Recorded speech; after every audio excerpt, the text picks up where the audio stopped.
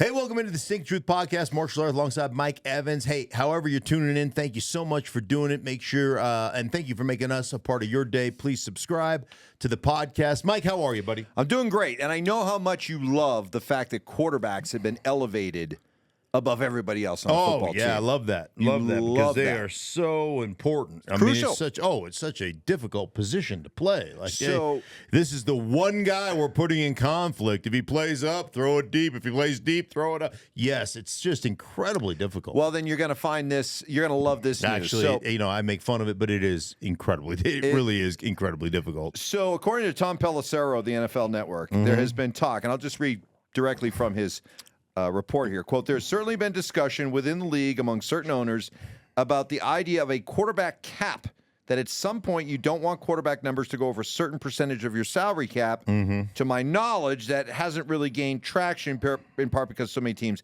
have paid their quarterbacks. Should there be a separate quarterback cap for QBs? Because salaries just continue to go up, up, up when it comes to these QBs. Well, I think it's interesting. I think there's a couple of things that are interesting here. All right, obviously you've got to have a quarterback, right? I mean, if you don't have a quarterback, you don't have a chance. That's the way it is. It's not a quarterback-driven league. It's a quarterback-deprived league. So there are the haves and the have-nots, and if you have one, then at least you have a fighting chance. Now, you certainly have to build a team around the guy, and you certainly have to do a lot of other things well. But if you don't have a quarterback, you don't have a chance to win in this league. And then, secondly, I would tell you this, that the salary cap is fake anyhow. You can manipulate the salary cap any way you want. Like, there were so many people here in Denver like, oh, how are they gonna deal with Russell Wilson, $53 million? Oh, it's going to cripple them for the rest of their lives. Come on, stop it. It's fake. You can renegotiate contracts, manipulate it any way you want. But I would just say this, okay, so if you're worried about that as owners and you know that you can't help yourself when it comes to spending money on players and spending money on quarterbacks because that's what you do as an NFL owner, then why not put a certain amount of a quarterback's salary as like the first, call it $30 million. The first 30 doesn't count against your cap. So if you're going to go upwards of $30 million, then all those dollars after 30 count against your cap. And so, therefore, I mean, if you don't have one, you don't have one. It doesn't matter. But if you have one and all of a sudden you got to make a decision to spend $60 million on Dak Prescott, and you're like, well, we don't want to spend $60 million on him, but what's our alternative? Well, at least then you could say, well, the first 30 doesn't count against our cap. So, it's almost like an NBA luxury tax type of thing. I mean, like I said, the cap is fake anyhow, so why not manipulate it? Yeah, but that answer from you surprises me because I would think that you would look at the building of a roster as sort of a puzzle that you have to put together, and that the best team should be rewarded for their ability to build a complete team. Like, for example, like I like what I see from teams like the Chargers and Buffalo in what they're sending the message out as, we've identified our quarterback, we've paid our quarterback. Now what we're going to do is we're not going to invest as much in our receivers. Bye-bye Stephon Diggs, bye-bye Gabe Davis, bye-bye Keenan Allen, bye-bye Mike Williams. And we're going to count on our quarterback to be able to elevate, some guys that we draft in the second round that don't cost us anything. And now we can allocate more resources to building a more complete football team. I would think that you would like that way of roster management. I think that's a great way to manage your roster. Rather than just letting the teams off the hook by saying, hey, we'll pay our quarterbacks as much as we want to pay them, and still can pay receivers. Okay, the point is that owners are gonna pay quarterbacks regardless. Right? I mean, they're going to pay the quarterbacks regardless. So why not? Because if they can't help themselves, and they can't, well, then why penalize them if everybody wants to pay the quarterback regardless? Just because you don't have one doesn't mean you're not trying to get one. Everybody's trying to get one. So, again, I don't. There's still the 8, 10, 11 guys that you're going to pay astronomical salaries to, and then there's always going to be the kind of the way the organization or the way the structure of the salary cap is, the way the structure of your team is. There's always going to be the 10 guys that make the majority of the money, or whatever, the 8 guys, the 9 guys, whatever it is. They're going to make the lion's share of the money, and then everybody else is going to be scrambling for what's left over. So I'm not trying to make it easy. I still think you have to spend, you have to spend reasonably, or you have to understand where you can spend and where you shouldn't spend, and you can't overspend on bad players and all that stuff. But I just think it's interesting. I think that quarterback conundrum is interesting, because if you're spending 35% or 30% of your cap value, the other on a quarterback, I think then it starts to then you got to start to figure out how to make that roster go. I think the other thing that's interesting to me, just about the quarterback position in general, Mike, is that obviously you're going to spend the money, but I look at the rest of the roster and getting around those things, and how are you going to allocate dollars to the rest of the roster, and how are you going to build your football team around that? I think the whole thing is an interesting puzzle, which might make it a little bit easier if you have that kind of quarterback cushion to build the rest of your roster. I don't like it. Listen, they're the owners. Figure it out, I guess. And I left Patrick Mahomes out of this as well. Of course, you don't want to talk about somebody who's been able to win big with supposedly less at the wide receiver position. But one thing that's interesting about those situations is, Patrick Mahomes, he learned a valuable lesson from Tom Brady, which is continue to renegotiate every other year, every 2 years, and make sure that you keep your cap value to a manageable state. And it's not like, people always used to say, well, Brady takes less money. Okay, a little bit less maybe. But he kept helping them manage the cap to make sure that they could continue to build a football team around him. But other than the Randy Moss years, when did Tom Brady ever have a top 10 wide receiver? A top 10 running back? He always had a good tight end, and he had a good slot guy, but outside of that, so it's just an interesting conundrum the NFL finds themselves in right now. And by the way, it's self-inflicted wounds, because they keep paying the guys. Right. And they keep paying guys that they probably shouldn't. Yes, exactly. You want to play a game? Yes, I do. You love games. Mark loves games. I've always loved games. He has a childlike quality about him that still exists to this day. I'm not enjoys games. What we would call a smart man. So I do like to play a game. All right, well, let's play a game. All right. I have in front of me, according to the 33rd team. Okay. You have a lot of respect for the 33rd team. I do. I like the top 33rd 10 rosters in the NFL. Rosters. Ooh, okay. Okay. I'm going to see if you can name how many of the top 5 rosters in the NFL you can name. You don't have to get them right in the exact order, but all right. Top 5. Wow. Rosters. Just rosters in general. Well, I always got to think, I just think about offense in San Francisco. You got the best left tackle in the game. You got considered the best running back in the game in McCaffrey. Debo's one of the best receivers in the game as a Pro Bowler. Ayuk is a good player, really good player. Juszczyk is one of the most versatile fullbacks in football, and George Kittle is an all-pro tight end. So just that.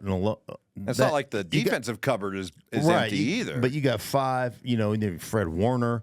You got 5, Pro Bowl players on your starting 11. So I go San Francisco got to be one. They're number 1, correct? Okay. Number 1, you got that. I would have to think that all the guys that the Philadelphia Eagles have drafted, their offensive line, even though Jason Kelce, one of the best centers that I've had the privilege to watch over the years, has retired, I would still look at them receiving room wise with Smith and with Brown. I love their tight end, Dallas Goedert. I would still have to say they got to be in the top 5. You're 2 for 2. They're number 2. Oh, they are number 2. Shoot, Detroit. I did a bunch of Detroit games with the 2 running backs, Montgomery and Gibbs. Quarterback Jared Goff, I think, is outstanding. Amon-Ra St. Brown's a great player. I think they have one of the best offensive lines in football. Penei Sewell is as good as it gets. I think Ragnow's a really good player. I think, their left tackle, what's his name, the kid out of Ohio State? Name escapes me right now, but he's really become Decker. Is it Decker? Anyhow, he's become a really good player. He was a first rounder. I mean, he's always been a good player, but I think he's kind of underrated, undervalued. You're right about Detroit. They're number 5. Number 5. So far you're 3 for 3. Two more. 2 more in the top roster. Baltimore's got to be in there. Baltimore's always a big physical team. They have Baltimore number 8. Number on 8. This list. Okay, they're not in the top 5, so I missed one. You missed one. Your streak ends. My streak ends. See if you can start it up again. Well, they put Miami. The Dolphins have got receivers galore. I think they've got the quarterback. Number they've 7. Got a couple big running. Okay, number 7. So now I'm taking it. Now I'm taking it in the shorts. Want me to move this along? I'll move this along. Yeah. Number 5 was. I'll give you their top 10. Okay. Number 10, Rams. Number 9, Green Bay. Number 8, Baltimore. Number 7, Miami. Number 6, the Jets. I think that's a solid spot for them. Number 5, Detroit. Number 4, Kansas City. Kansas City. Again, to the idea that even with a team that has Patrick Mahomes, you've done a nice job of being They've really able to. done a nice job on the defensive side of the ball there. Okay. Number 3, Cleveland. Give them credit as well. You're dragging around that Deshaun Watson contract. They're at number 3. The Eagles at 2. San Francisco at 1. But I think it's telling that in the case of 2, 3, 4, and 5, you've paid your quarterbacks. And yet, at least according to the 33rd team, you still have a top 5 roster. Well, because they were able to build that roster while those quarterbacks were on rookie contracts. Yep. I think that's a big part of it. It's interesting. The two teams I didn't have, Kansas City and Cleveland, I haven't done a game of theirs in the last 3 years. Yeah. Either of those teams. So sometimes you kind of tend to forget. But yeah, I think those are fair. Kansas City defensively. They've done a really good job building their defense at all 3 levels. Remember, 2 years ago on their first Super Bowl of their back-to-back Super Bowls, they had like 7 rookies playing on the defensive side of the ball. Like 5 of them starting and 2 of them big-time rotational guys. So, they went all in with, hey, we're going to go young here. And we're just going to play this out. And they've done that. Now they've become one of the prominent defenses in football. And they've got some. Karlaftis is a really good player. Obviously, Chris Jones is freaking phenomenal. Great player. So, yeah, they've done a really nice job there. So one of the better debates out there, one of the better storylines in this year's upcoming NFL season, training camp, is what's going on in Pittsburgh. The so-called quarterback battle between Russell Wilson and Justin Fields. Okay. Recent reports coming out of Pittsburgh suggest that Justin Fields has struggled in the OTA and minicamp portion of camp. Okay. So much so, EA Sports, it's in the game, released part of their video that they have. They have Justin Fields as a kickoff returner. And I find that interesting because didn't Russell Wilson early on, in typical Russell Wilson fashion, sort of dismissed Justin Fields by saying he could be really good at another position, which is just sticking the needle. That's next level. But for a quarterback, I think he's a great running back. Exactly. Right? Yeah. He'd be an awesome returner. Yeah. But what do you make of the so-called quarterback duel between Russell Wilson and Justin Fields? I think it's very interesting. I have long thought that if you're going to go back to just a pure run game scenario, then Justin Fields, I don't think that Justin Fields gives you the best chance to do that.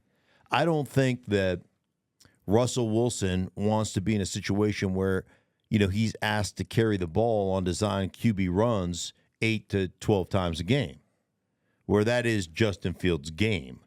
Now, inaccuracies, lack of accuracy, lack of understanding of the passing game or execution of the passing game, that's been Justin Fields' biggest issue. And, I always, like, early in his career, I described him as like my golf game. Like, it will absolutely suck, for 17 holes, but you hit that one drive that's 320 yards, and you're like, I got it. Like, I got it. And you would watch him just make throw after throw. You're like, Lord, and then all of a sudden, man, he would just throw an absolute laser down the seam, just over the outstretched fingers, of a underneath coverage guy and just in front of the safety. And it'd just be an absolute masterpiece. And you're like, man, if you could just bottle that and keep that aspect of his game together. So I think there was a progression there. And I talked to him his rookie year when he wasn't playing. Andy Dalton was playing at the time. I was doing a Chicago game. And he even admitted, like, hey, listen, man, it's been a lot for me to process all the stuff that goes on in the NFL. But if you're going to a pure kind of, we're going to run the just absolute snot out of the football, and our running back room is going to consist of our quarterback, and then we're going to run the play action stuff off of that. And that's kind of how Arthur Smith got Ryan Tannehill back into really playing well again. Of course, they had Derrick Henry in Tennessee when he was the OC there. But if that's what they're going to do, I think if eventually Fields could usurp Russell Wilson in that style of offense. So if Pittsburgh made the commitment to build their offense around either Russell Wilson or Justin Fields, okay, which quarterback do you win more games with? A Russell Wilson-led offense that is designed for his strengths, or a Justin Fields offense that's designed for his? What wins you more games in Pittsburgh? All right, so I would say that I think, knowing both of their shortcomings and how the Steelers are kind of built, I would say with the two running backs they have, and with the ability of your quarterback in Justin Fields to be a big-time runner and to set up the play-action stuff that would come off of that passing game that's kind of half-field, one-read passing game, with the defense that they have, coupled with that defense, so that defense doesn't have to spend a lot of time on the field. You're running the snot out of the ball. Your quarterback's converting on third downs. You're doing those kind of things. That would give them the best chance of being competitive in winning that division. But doesn't Russell Wilson, if you're getting that strong running game and you're softening up a defense, you're getting the safeties to creep up a little bit, hasn't Russ proven to be a more reliable deep ball thrower? Well, sure. That you can get bigger plays out of Russ than you're going to get out of Fields. But you're not going to possess the ball. That's, there'll be a bunch of 3 and outs. There'll be a bunch of drives that, end in a punt or end in a sack, and then what's going to happen. Then your defense is going to get worn out over time. I'm just talking about, the whole complementary nature of football. Now, I don't know. I'm not over there in Pittsburgh, and I haven't seen what the practices look like and the OTs look like, and what their what offensively they're trying to do. But certainly, I will tell you that Russ is still very athletic. He can still move. Like all those reports of him losing athleticism, and that's why he wasn't playing well. Those are just incorrect reports. But I don't believe that Russ wants to become, a zone read quarterback. I believe he still has that thought in his mind that he could end his career very much like Drew Brees ended his. You don't think the last 2 years has maybe sort of disabused him of that No, theory? I think when you're delusional, Mike, huh? I think you can make Russ is delusional. I think when you're delusional, you can point the finger at 8 million different places that say, this is why this happened. This is why. That toxic positivity and that and surrounding yourself with people that basically, it's not your fault, man. They didn't put you in that. And that like, so when you're, and that's not even derogatory. That's just a fact.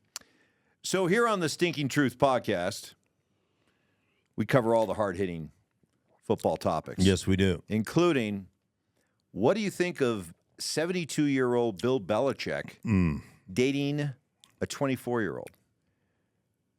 I would say this.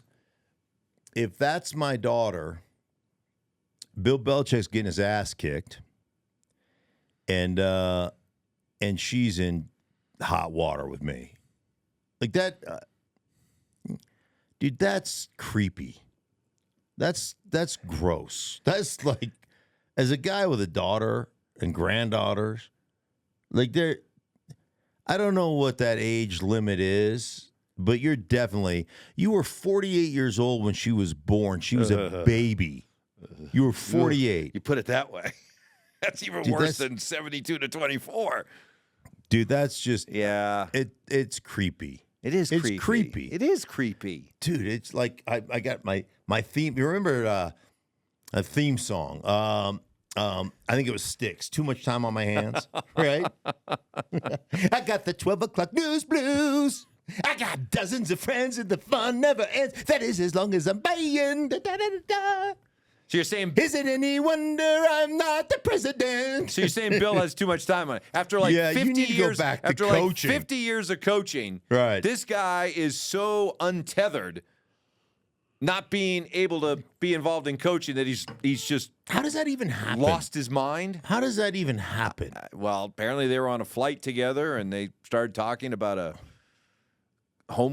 college homework project or something like that, and that's how they let me bonded. mentor you. Do you think hey, listen, I'm not trying to cast a bad look at this young lady, but if that is Milton, who's kind of portly and 72 and is divorced or widowed or whatever, and he's a traveling salesman or something like that. He works at Home Depot, and he's got he got $250,000 in his 401k, and he makes $82,000 a year. Do you think she's hooking up with Milton? Probably not. Probably not. I would think the name recognition probably plays a role in it. Yeah. You think? Yeah. I mean, that dude. You don't think these kids are in love? Like, hey, there's nothing that gets me cranked more than a dude that looks like a white vanilla chocolate mudslide. Like that just makes me. That makes my heart. You want to do a little role play? Yes, you want to do a little role play? Yeah. I'll be the young lady, and you be Bill Belichick. Okay. Yeah, I like this. I like this. This is another game. Okay. Yeah, I know you love the games. Okay, I like this game. All right, so picture the scene. It's early evening. It's a great question. I'm just looking. That's a great question, Mike. It's a great question, Mike. All right, here we go. Ready? We're on to Cincinnati. All right, here we go. So Bill, what are we gonna do tonight? What are we gonna do for some fun tonight? I thought we'd eat dinner at 4. Maybe watch some Patrick Mahomes cut-ups. Hit the rack early, 6:30. Patrick Mahomes cut-ups. No need for Viagra. I don't need the blue pill. I just watched Patrick Mahomes cut-ups. Let's go. Let's roll. Oh, that is gross. I'm sorry. I mean, you have a daughter that's in her early 20s. I got a 21-year-old daughter. Come on. His daughter, Belichick's daughter's 40. What do you call dad really? You don't think gross. That right? Exactly. Gross. Exactly. And now the New York Post said that video of him on the Ring doorbell was him leaving her place. I'm picturing your two daughters. Like you couldn't find your shirt. Like what the world happened? Yeah, I'm picturing your two daughters. That if you all of a sudden were with a 24-year-old, they would be all over you. Your daughters, they'd be killing you. Dude, it just is not. It'd be relentless. I don't know. Hey, to each their own. Maybe it's real love. Maybe maybe they are in love, but I don't know. You need to get back to coaching. Yes, somebody hire the man, will you? Right. This is a cry for help. This is just a flat out cry for help. It does feel somebody like that. in the NFL, please hire Bill Belichick. Yeah. This is not good. Listen, hey, Goodell, you love investigating Bill Belichick. Let's get another one going here, shall we? Right. This time, save him. This isn't isn't about deflated balls or Spygate. This is about inflated. This is Inflategate. We got Inflategate going on here. Talking about inflated balls. Where is Bill Belichick and what the hell is going on out there? Inflategate. Inflategate. Oh, all right. That's enough. All right. That's enough. All right, let's ladies end and this gentlemen. thing. Let's end this. Hey, by the way, I think what we're going to do here in the next couple of weeks. Yeah, this is going to be fun. I think what we'll do is for the next couple of podcasts, every day we do a podcast, we'll take like two divisions. Like, say, for instance, the AFC East and the NFC East. I like it. And kind of do a breakdown of those two, like pluses and minuses, strengths and weaknesses, who we think wins, who we think loses, like all that kind of stuff. And we'll just kind of go through the NFL that way over the next several weeks. And then we're going to take a break in mid-July, take a week off. You're going somewhere. I'm going somewhere. Where are you going? We're not going together, are we? No. Where are you going? I go back east. I head You back go to back all my east. buddies back. We get together in Maine. Yeah, you know, that's another thing we need to talk about. The fact that you go back east to meet with your high school buddies. And you wax your back. Well, it's not just for them. The fact that it has anything to do with them is a little disturbing. Well, okay, that's a whole nother conversation. All right, We've Bill. already grossed people out Right. with Belichick and what'd you Okay, call Bill. it? A white mudslide? Yeah, white chocolate mudslide. white vanilla mudslide. I'm one to talk right now. I don't think anyone wants to hear about. Don't have me take this shirt off because I am yoked. Yeah, for everybody involved in the Stink Truth podcast, we appreciate you guys for listening. Thank you so much, and we'll be back with you later on in the week. Hey, for everybody involved in the Stinky Truth, we thank you so much. Thank you for watching. If you enjoyed the video, please make sure you don't forget to give us a thumbs up, subscribe to our channel for more content just like this. If you want to see more of our videos, you can also be sure to check out our playlist. Let us know exactly what you think in the comments below. We appreciate you guys so much for being a part of that. Don't forget to follow us on social media to stay up to date on our latest updates. Links are in the description. Thanks again for watching, and we'll see you in the next video.